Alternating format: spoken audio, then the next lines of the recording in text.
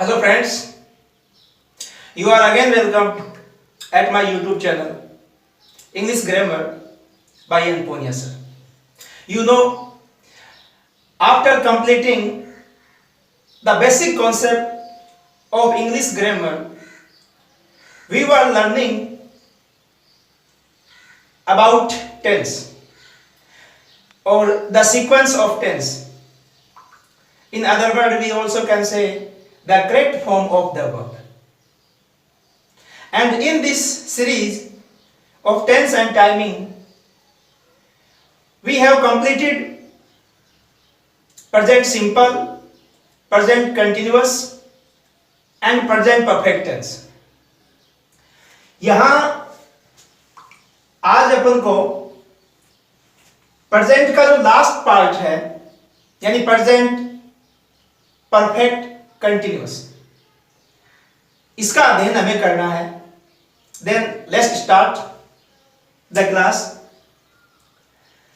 ये टेंस शुरू करने से पहले मैं आपको बता दूं कि आज मैंने बोर्ड का किट लेआउट थोड़ा पहले तैयार कर दिया है, क्योंकि मोस्टली जो प्रॉब्लम है वो टाइमिंग की है.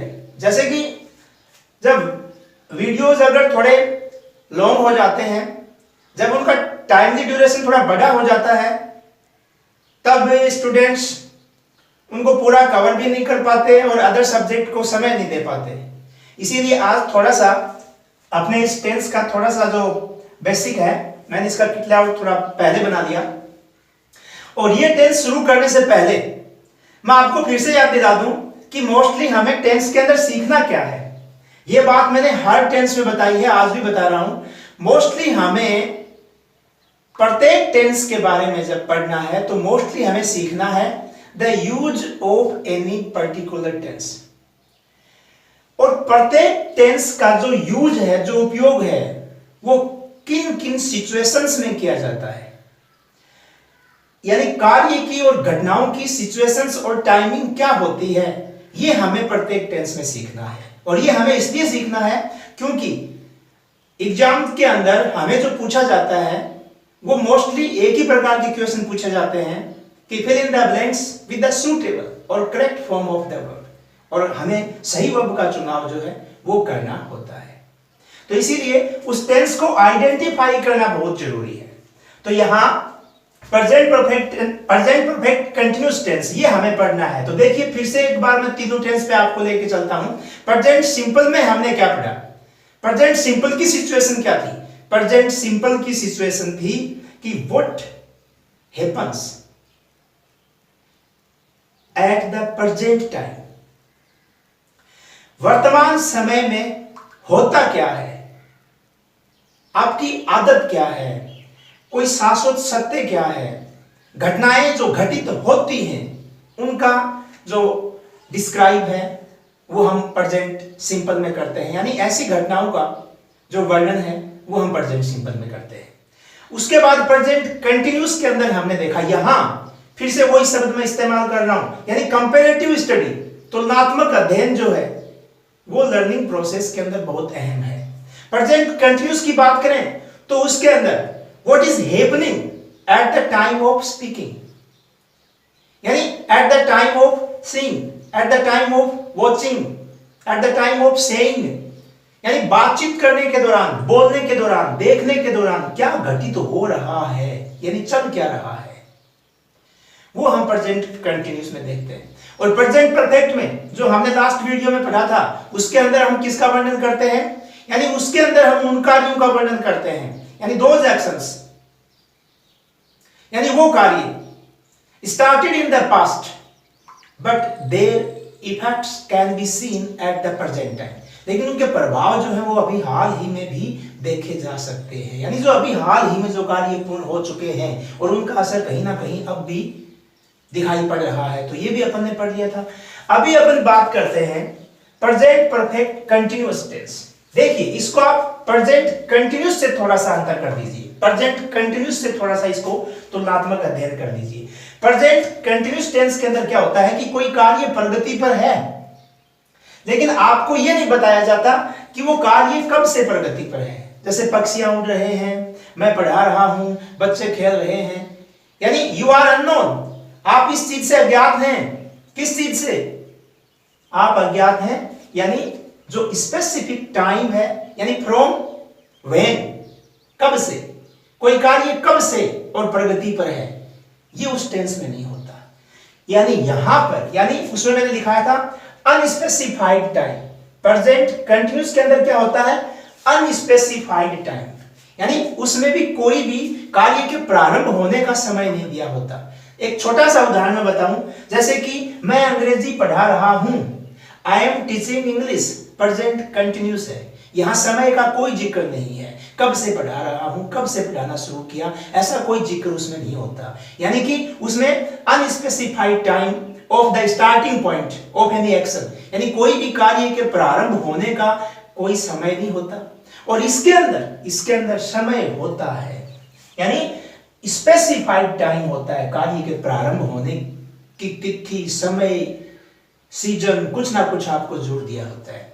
यानी इसी वाक्य को, जैसे I am teaching English, present continuous, मैं अंग्रेजी पढ़ा रहा हूं, लेकिन मैं ये कहूं कि I have been teaching English since 2004, मैं 2004 से अंग्रेजी पढ़ा रहा हूं, तो ये आपका प्रेजेंट परफेक्ट कंटिन्यूअस टेंस है। तो देखिए अपन आज अपने इस प्रेजेंट परफेक्ट कंटिन्यूअस टेंस को प्रारंभ कर रहे हैं। तो सबसे पहले हमें देखना ये है यूज ऑफ, यानी इसका इस्तेमाल कहां होता है।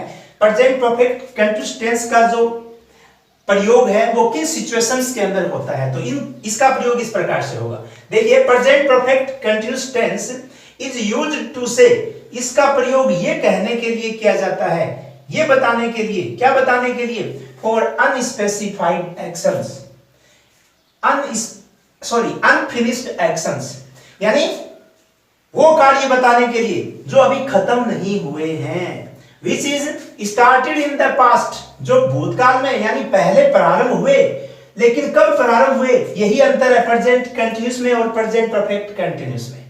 यानी इसका जो प्रयोग है वो अनफिनिश्ड सतत कार्यों को बताने के लिए किया जाता है, और वो सतत कार्य जो भूतकाल में प्रारंभ हुए लेकिन विद एन स्पेसिफाइड टाइम, साथ में आपको यह भी बताया जाएगा कि वो कार्य कब प्रारंभ हुआ, एंड कंटिन्यू टू प्रेजेंट, और जो अब भी जारी है, and it may be also possible that it will be going on in future, कि ये भविष्य में भी चलता रहेगा।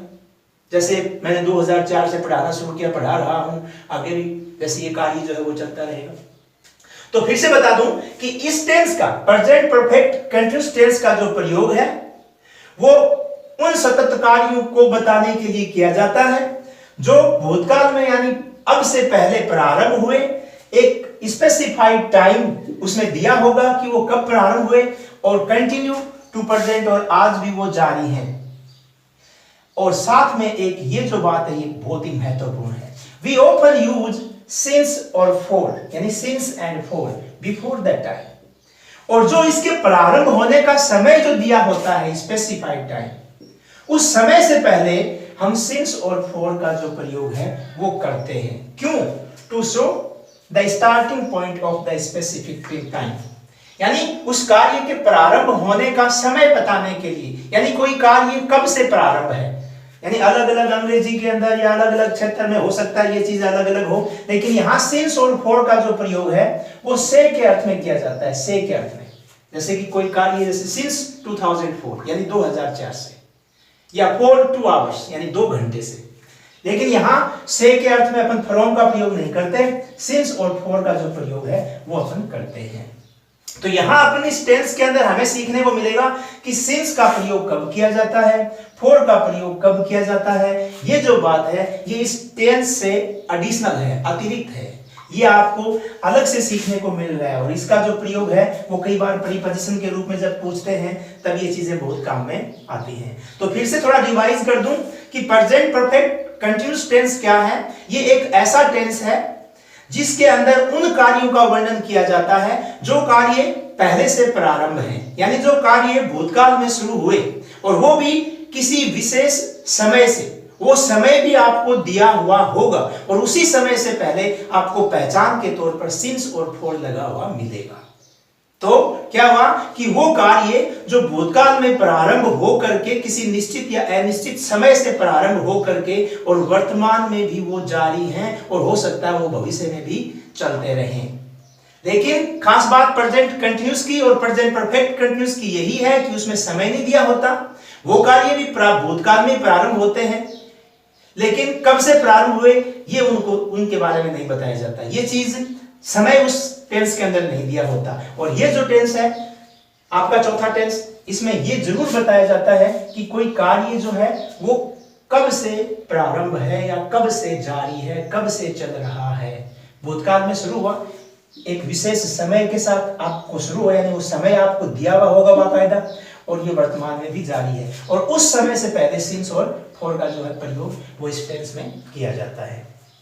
अब जैसे यहां मैंने ये छोटा सा एक डायग्राम बनाया है आपको बताने के लिए, और ये काफी आपके लिए मददगार साबित होगा। देखिए, जैसे एक छोटा सा उदाहरण लेकर हम चले कि प्रेजेंट कंटिन्यूस और प्रेजेंट परफेक्ट कंटिन्यूस में फर्क क्या है। जैसे यहां मान लीजिए मैं आपसे कहूं कि ये कोई बंदा है, ये पढ़ा रहा है, लेकिन याद रखिए इसने पढ़ाना शुरू कब से किया? 2004 से। और ये लगातार 2004 तो भूतकाल हो गया ना। मैंने बताया कि कोई कार्य जो भूतकाल में प्रारंभ हुआ और अब तक जारी है और भविष्य में भी हो सकता है जारी रहे।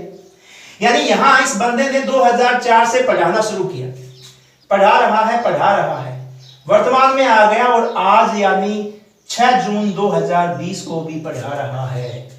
भूतकाल में ये कार्य प्रारंभ करके वर्तमान में एट द प्रेजेंट समय तक भी ये कार्य जारी है और इसमें समय दिया हुआ है। और इस समय से पहले सिंस और फॉर का प्रयोग कब किया जाता है ये अपन आगे बढ़ेंगे। तो देखिए, जैसे इसी बंदे को मैं कहूं कि मैं I have been teaching English since 2004, यही इस प्रेजेंट परफेक्ट कंटिन्यूअस टेंस का महत्वपूर्ण जो प्रयोग है। समय दिया होगा, भूतकाल में कार्य प्रारंभ हुआ किसी पर्टिकुलर टाइम से। द टाइम में बी पॉइंट ऑफ टाइम और पीरियड ऑफ टाइम, यानी आप उससे पहले सिंस का प्रयोग भी कर सकते हो और फॉर का, ये अपन अभी बाद में पढ़ेंगे। फिर देखिए, ये तो इसका प्रयोग करने का तरीका हुआ कि इस टेंस के अंदर कौन सी सिचुएशन को शामिल किया जाता है, तो ये मैंने आपको बताया। अब थोड़ा सा इस टेंस का जो स्ट्रक्चर है इसके बारे में भी अपन पढ़ लें। तो देखिए, इस टेंस का जो आपका स्ट्रक्चर, मेन स्ट्रक्चर होगा वो होगा हैज बीन या हैव बीन और the fourth form of the verb. यानी आपकी हेल्पिंग वर्ब क्या हुई इस टेंस में? आपकी हेल्पिंग वर्ब हुई, जैसे आपके जो पिछला टेंस था उसमें आपकी हेल्पिंग वर्ब थी हैज एंड हैव।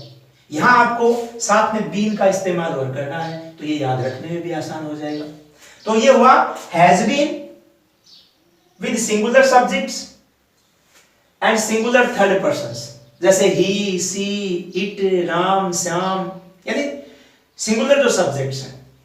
और हैव बीन का प्रयोग आप करोगे विद प्लूरल सब्जेक्ट्स, जैसे I first person, we first person, you second person और थर्ड पर्सन में दे, और बाकी जो प्लूरल नाउन्स हैं उनके साथ। कहने का मतलब ये हमने पीछे के टेंस में सीख लिया है, इतना हमें बेसिकली आता है कि हैज बीन का प्रयोग आप सिंगुलर सब्जेक्ट के साथ कीजिए और जो हैव बीन है उसका प्रयोग आप प्लूरल सब्जेक्ट के साथ कीजिए, और मैन वर्ब की आप फोर्थ फॉर्म का इस्तेमाल करोगे, यानी प्रेजेंट पार्टिसिपल, यानी वर्ब की फर्स्ट फॉर्म के साथ आईएनजी। तो आईएनजी कनेक्ट करने का तरीका हमने जो पीछे के वीडियोस हैं उनमें सीख लिया।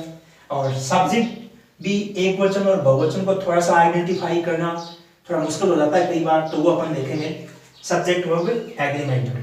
तो देखिए, अब आगे बढ़ते हैं। यहां अभी अपन देखेंगे 3 नंबर बात, यानी हमने हेल्पिंग वर्ब के बारे में पढ़ लिया, मैन वर्ब के बारे में, हेल्पिंग वर्ब ये रहेंगी, मैन वर्ब की फोर्थ फॉर्म होगी, और सिचुएशन के बारे में पढ़ लिया। अब देखिए, थोड़ा सा इस टेंस का स्ट्रक्चर अपन देख लेते हैं। इस टेंस का जो स्ट्रक्चर रहेंगे, यानी सेंटेंस बिल्डिंग, वाक्य निर्माण, इस प्रक्रिया के अंदर जो 4 प्रकार के सेंटेंस होते हैं वो इस प्रकार से है। सेंटेंस बिल्डिंग, यानी सेंटेंस पैटर्न कह सकते हैं। वाक्य निर्माण, जैसे आपको पता है आपका पहले प्रकार का सेंटेंस हुआ, ये सभी टेंसों में चल रहा है तो कोई खास बात नहीं है, एफर्मेटिव सेंटेंस, स्ट्रक्चर क्या रहेगा? सबसे पहले सब्जेक्ट अपना स्थान लेगा, अगर ये सिंगुलर है तो हैज बीन, प्लूरल है हैव बीन, और फिर मैन वर्ब की फोर्थ फॉर्म यानी आईएनजी फॉर्म बोलते हैं। इसके बाद ऑब्जेक्ट अपना स्थान बनाता है, और याद रखना ये इसमें नई बात है, सिंस या for plus the particular time. यहां पर ये अगर जो टाइम है ये पीरियड ऑफ टाइम है तो अपन फॉर का इस्तेमाल करते हैं, और पॉइंट ऑफ टाइम है तो अपन सिंस का इस्तेमाल करते हैं। यानी निश्चित समय से पहले अपन सिंस लगाते हैं, और अनिश्चित यानी टाइम की जो ड्यूरेशन है उससे पहले अपन फॉर लगाते हैं। तो इसके बारे में डिटेल से चर्चा करेंगे अपन। दूसरा देखिए, निगेटिव सेंटेंस। यहां आपको एक नई बात सीखने को मिल रही है। वो क्या कि हमने वाक्यों को नकारात्मक बनाने के लिए क्या किया है? हमने वाक्यों को नकारात्मक बनाने के लिए नोट का प्रयोग हेल्पिंग वर्ब के साथ किया है, लेकिन यहां आपकी जो हेल्पिंग वर्ब है वो एक कंपाउंड वर्ड है। कहने का मतलब इसमें दो शब्द है, तो आप नोट का प्रयोग इसके जैसे कि is not, are not, has not, have not, लेकिन यहां हैज बीन नोट नहीं करेंगे। ये नई बात है, हमें याद रखनी है कि नोट का इस्तेमाल बीच में होगा। तो इसके अंदर करेंगे अपन जैसे सब्जेक्ट प्लस सिंगुलर है तो हैज नोट बीन, प्लूरल के साथ हैव नोट बीन। यानी यहां आपने एक बात देखी कि नोट का जो प्रयोग है वो मतलब इस टेंस की बात नहीं, प्रत्येक टेंस में अगर हेल्पिंग वर्ब कंपाउंड वर्ड के रूप में है तो आप नोट का प्रयोग बीच में करेंगे। प्लस वर्ब की fourth form, object is always followed by man verb. ये मैंने आपको बता दिया, सिंस और फॉर का प्रयोग लगभग इसमें किया जाएगा, और प्लस टाइम। तीसरे प्रकार का आप देखोगे इंटेरोगेटिव सेंटेंस। यहां पे भी आपको एक नई बात सीखने को मिल रही है। वो क्या कि हमने अभी तक क्या किया है, वाक्यों को प्रश्नवाचक बनाने के लिए हेल्पिंग वर्ब का प्रयोग कहां कर दिया? सब्जेक्ट से पहले, क्योंकि ये यस नो टाइप क्वेश्चन होते हैं। यहां पे हेल्पिंग वर्ब कंपाउंड वर्ड के रूप में है, तो आप पहला जो वर्ड है यानी मैन जो आपकी हेल्पिंग वर्ब है वही पहले लेके आओगे, यानी हैज या have according to subject plus आपका सब्जेक्ट और प्लस ये बीन इनके बाद चला गया, ठीक है, इसके बाद चला गया है, याद रखना इसको। और प्लस वर्ब की फोर्थ फॉर्म ऑब्जेक्ट और सिंस या फॉर प्लस टाइम, सिंस या फॉर प्लस टाइम, ये आपका हुआ प्रश्नवाचक। और लास्ट में इंटरोगेशन मार्क, यानी has, have, subject, been, verb की फोर्थ फॉर्म। अब चौथे प्रकार का जो सेंटेंस, इसमें भी ध्यान दोगे, ये भी नया पैटर्न है, और बाकी आगे तो ये सारे ऐसे बनते रहेंगे जहां भी जो आपकी हेल्पिंग वर्ब कंपाउंड वर्ड के रूप में आएगी। चौथे प्रकार का आपका है साथ में इंटेरोगेटिव और साथ में निगेटिव सेंटेंस। तो ये आपको पता है वाक्य को प्रश्नवाचक बनाने के लिए तो हमने हैज और हैव को पहले रख लिया, किससे पहले? सब्जेक्ट से पहले। अब ये साथ में नकारात्मक भी है तो इनके बाद नोट तो आ नहीं सकता, तो आप इसके बाद नोट ले आओ। अब शेष वर्ड क्या बच गया? बी, वो इसके बाद जाएगा, ठीक है। हैज या हैव, सब्जेक्ट, नोट, बीन, फिर वर्ब की फोर्थ फॉर्म ऑब्जेक्ट, सिंस या फॉर और प्लस टाइम, और ये भी इंटरोगेटिव है, तो लास्ट में द मार्क ऑफ इंटरोगेशन। तो ये थोड़ा सा वाक्य संरचना के बारे में था, वाक्य निर्माण के बारे में था। खैर ये कोई नई बात नहीं है, इससे अपन वाकिफ हैं। अब देखिए इस टेंस के अंदर जो नई बात हमें सीखने को मिल रही है वो क्या है? सिंस और फॉर, यानी how can we use since and for before that time या before any specific time in any perfect continuous tense, यानी 4 नंबर, 8 नंबर और 12 नंबर। सिंस और फॉर 4 नंबर, 8 नंबर और 12 नंबर तीनों टेंस में चलेगा, तो इसका प्रयोग अपन यहीं पे यानी आज ही करना सीख रहे हैं। Use of since and for, इसका प्रयोग कब करोगे? देखो शॉर्टली मैं लिख दूं कि सिंस का जो प्रयोग है वो आप करोगे before the point of time, point of time, ठीक है। और फोर का जो प्रयोग है, फोर का आप प्रयोग करोगे बिफोर द पीरियड यानी ड्यूरेशन, पीरियड ऑफ टाइम। यहां मैं आपको थोड़ा सा बता दूं इनका अर्थ कि सिंस का प्रयोग जो है वो पॉइंट ऑफ टाइम से पहले किया जाता है। ये पॉइंट ऑफ टाइम का मतलब हुआ निश्चित समय से पहले, यानी the time that you can calculate, वो समय जिसकी आप गणना कर सको। जैसे मैं सन 2004 से पढ़ा रहा हूं तो स्पष्ट है मेरे को 16 वर्ष हो गए। मैं 2 बजे से पढ़ा रहा हूं तो स्पष्ट है 5 बजने को है, यानी मेरे को 3 घंटे हो गए। लेकिन मैं अगर ये कहूं कि मैं 2 घंटे से पढ़ा रहा हूं तो वी डोंट नो, हम नहीं जानते the starting point of the time. Point of the time का तो हमें पता ही नहीं है कि कब से निश्चित, कौन से निश्चित समय से प्रारंभ किया। 2 घंटे से तो पढ़ा रहा हूं, टाइम तो आ गया लेकिन निश्चित नहीं है।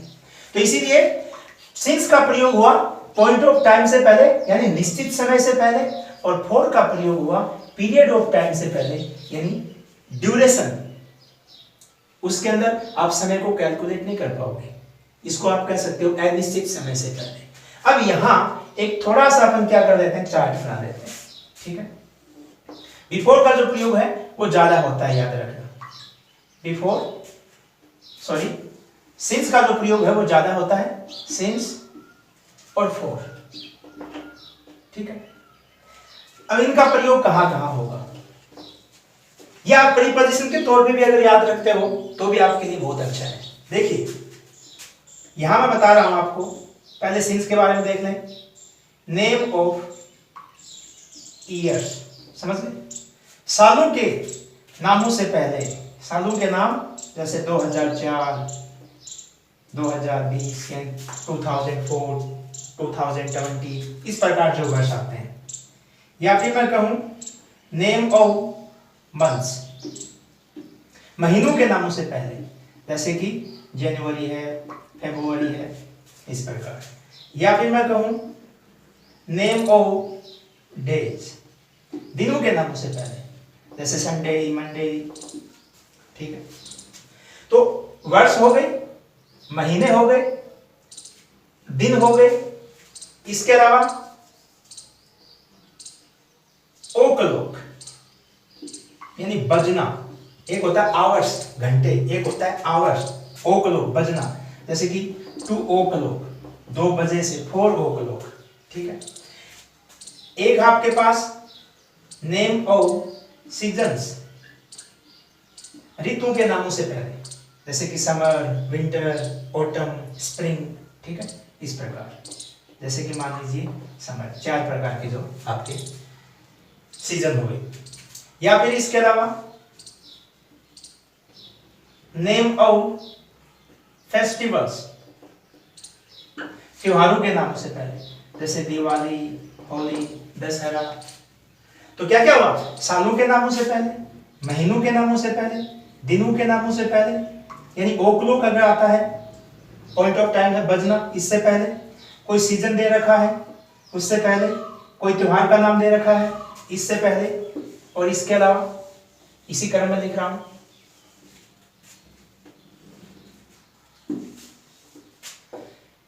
Last plus point of time, ठीक है। जैसे मान लीजिए last Sunday, last Monday, last year, ठीक है, ये सारे के सारे। लास्ट मंथ तो सबको पता है, लास्ट मंथ, अभी अगर जून चल रहा तो लास्ट मंथ मई था, तो ये भी पॉइंट ऑफ टाइम में आ जाता है।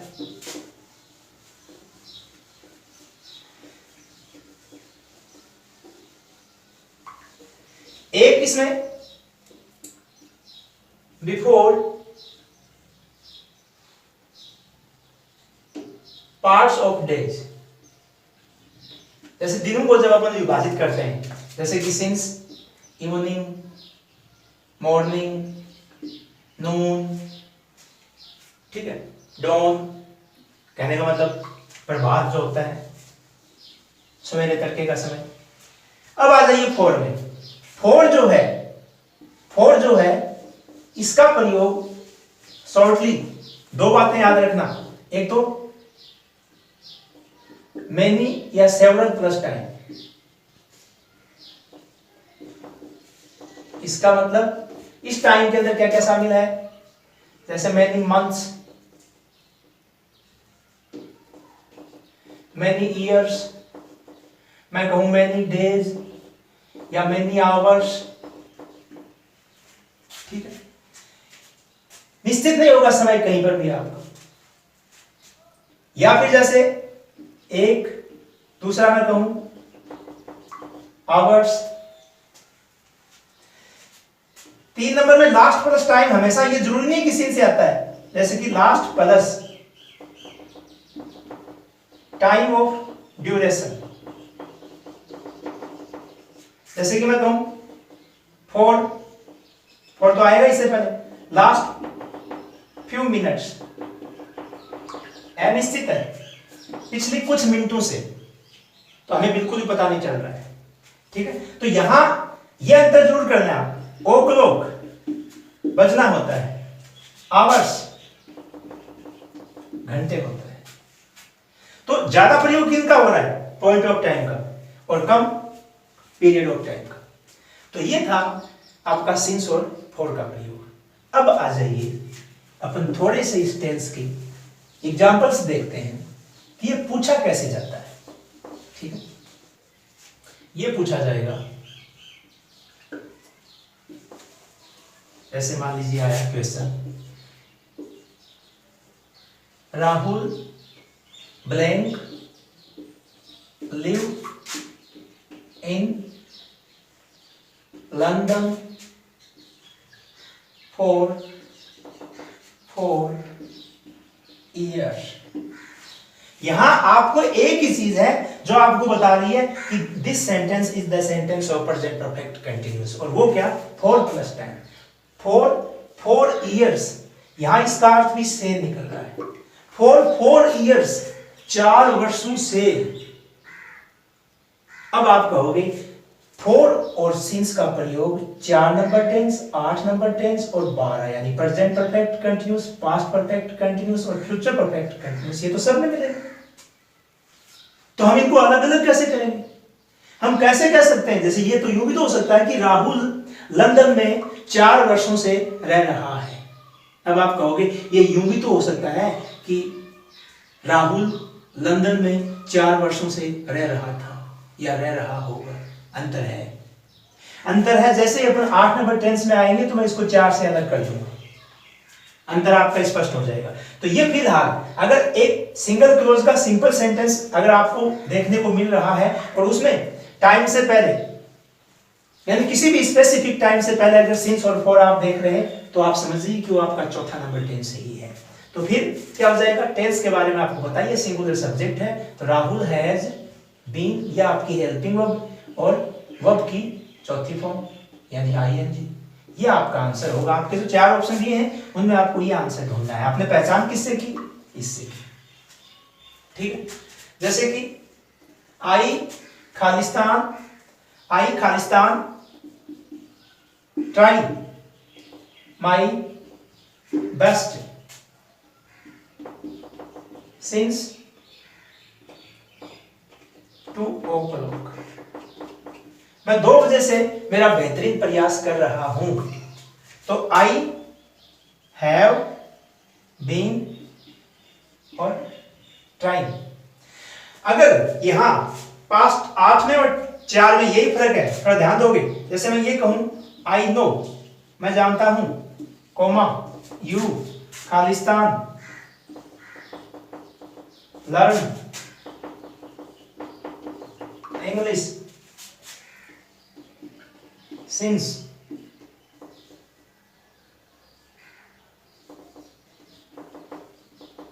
फेब्रुअरी। यहां पर देखिए थोड़ा सा बता दूं, ये नो है इसीलिए, मतलब सिंस फेब्रुअरी, यहां आपका मतलब सिंस फरवरी, यहां आपको पता लग गया कि हाँ परफेक्ट कंटिन्यूअस टेंस तो है। लेकिन इसमें 2 क्लोज भी आ गए। कहीं ऐसा तो नहीं कि 8 नंबर है, ये 8 नंबर नहीं है, क्योंकि ये आपका प्रेजेंट में है। आई नो, मैं जानता हूं, तो प्रेजेंट में बात चल रही है। अगर यहीं पे KNEW न्यू हो जाए, मैं जानता था, तो आगे भी आप कहोगे आप अंग्रेजी सीख रहे थे। तो ये फर्क है, मोस्टली यही फर्क है। तो यहां अगर डबल क्लोज का सेंटेंस में आता है तो उसका बिना ब्लैंक वाला जो क्लोज है, यानी इसमें ब्लैंक नहीं है, कहने का मतलब जो आपका मेन क्लोज है वो आपका प्रेजेंट सिंपल में होना चाहिए, तो ही ये प्रेजेंट परफेक्ट कंटीन्यूअस टेंस होगा। तो यहां पे हो जाएगा यू हैव बीन और लर्निंग इंग्लिश सिंस फेब्रुअरी। तो ये थे आपके प्रेजेंट के चारों पार्ट्स, यानी सिंपल, कंटिन्यूअस, परफेक्ट और परफेक्ट कंटिन्यूअस। यानी आज हमने प्रेजेंट का जो चारों पार्ट्स हैं उनको पूरा कर दिया है, और कल अपन देखेंगे पास्ट सिंपल, यानी कल पास्ट टेंस को पढ़ना शुरू करेंगे। तो आज के लिए इतना ही काफी है। Thank you.